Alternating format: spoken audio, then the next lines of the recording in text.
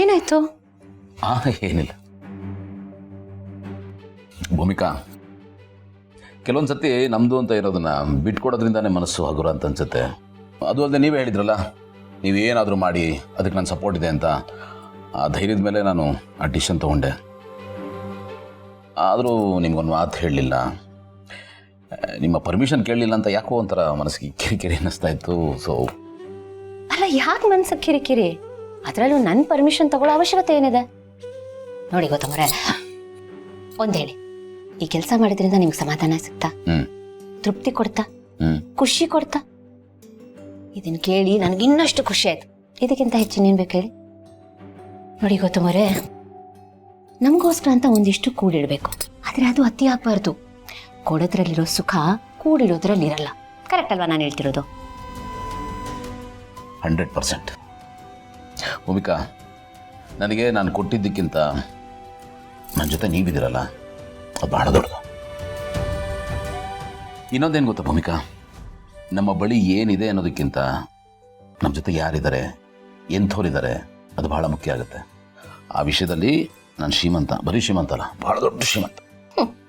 ನಾನು ನಿಮ್ಗಿಂತ ದೊಡ್ಡ ಶ್ರೀಮಂತೆ. ಯಾಕಂದ್ರೆ ನೀವು ನನ್ನ ಜೊತೆ ಇದ್ದೀರ. ನಿಜ, ನೀವು ಒಬ್ಬರಿದ್ರೆ ಸಾಕು ಗೌತಮರ್, ನನಗಿನ್ನೇನು ಬೇಕಿಲ್ಲ. ನಿಜ ಹೇಳ್ತಿದ್ದೀನಿ.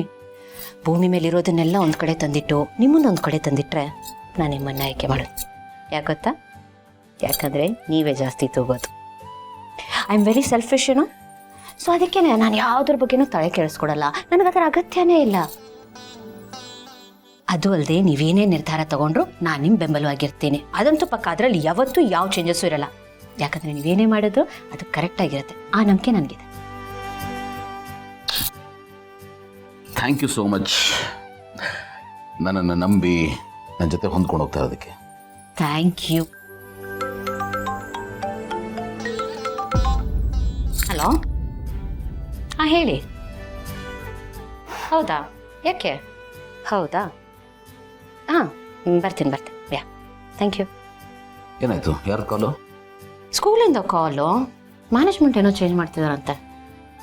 ಏನು ಸಡನ್ನಾಗಿ ಮ್ಯಾನೇಜ್ಮೆಂಟ್ ಚೇಂಜು? ಗೊತ್ತಿಲ್ಲಪ್ಪ. ಓನರ್ ಏನೋ ಫಾರಿನ್ಗೆ ಹೋಗ್ತಿದಾರಂತೆ. ಮಂಡೇ ಮೀಟಿಂಗ್ ಕರೆದಿದ್ದಾರೆ, ಆವಾಗ ಗೊತ್ತಾಗುತ್ತೆ. ಹೊಸ ಮ್ಯಾನೇಜ್ಮೆಂಟ್ ಹೇಗಿರುತ್ತೋ ಯಾರು ಗೊತ್ತು. Don't worry.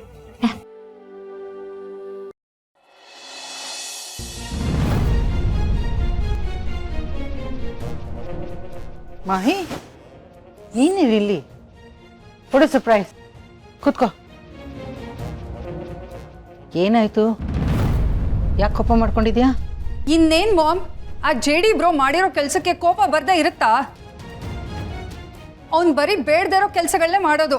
ಅವನ ಬಗ್ಗೆ ಕಂಪ್ಲೇಂಟ್ಸ್ ಹೇಳ್ತಾ ಹೋದ್ರೆ ಒಂದಾ ಎರಡ ದೊಡ್ಡ ಲಿಸ್ಟೇ ಇದೆ.